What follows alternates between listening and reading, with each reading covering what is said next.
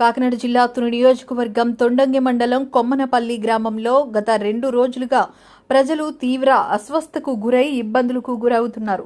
పరిస్థితిని తెలుసుకున్న తుని నియోజకవర్గ ఎమ్మెల్యే యనమల దివ్య అక్కడ పరిస్థితులు పరిశీలించి ప్రజల యొక్క ఆరోగ్య పరిస్థితులపై ఎప్పటికప్పుడు నివేదిక ఇవ్వాలని అన్ని శాఖల అధికారులకు ఆదేశించారు.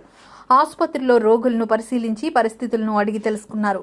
యనమల దివ్యతో పాటుగా యనమల రాజేష్ మరియు స్థానిక నాయకులు కోడ వెంకటరమణ పాల్గొన్నారు. స్థానిక ఐసీడీఎస్ మరియు హెల్త్ సిబ్బంది, రెవెన్యూ అన్ని శాఖల అధికారులు అక్కడ పరిస్థితుల్లో ఎప్పటికప్పుడు పర్యవేక్షిస్తున్నారు.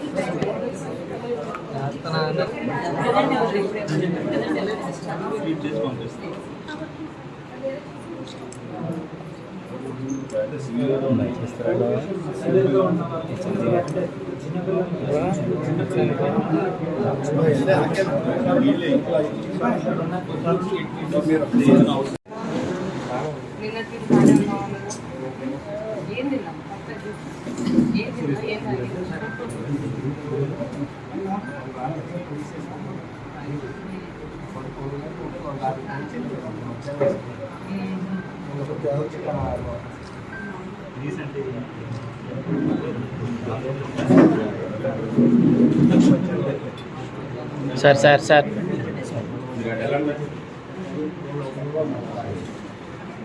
సార్ కొంచెం అటు జరగండి.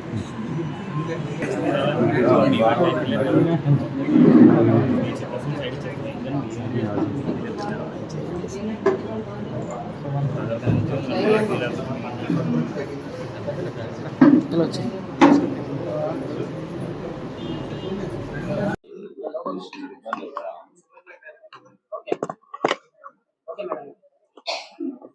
అందరికీ నమస్కారం. నిన్న ఒక ఇన్సిడెంట్ కొమ్మనాపల్లిలో జరిగింది. ఫుడ్ వాటర్ కంటామినేషన్ వల్ల ఒక 34 మంది, చాలా మంది అస్వస్థతకి పాలయ్యారు. వాళ్ళంతా ఫుడ్ పాయిజనింగ్ కి పాలయ్యారు.